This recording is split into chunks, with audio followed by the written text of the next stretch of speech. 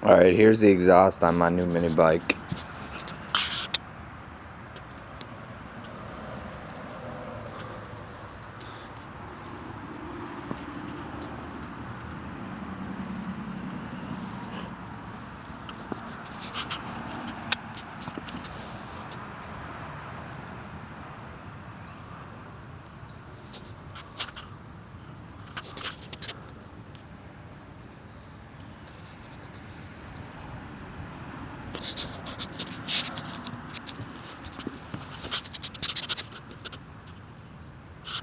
I haven't even started it yet this morning, so it will be a cold start.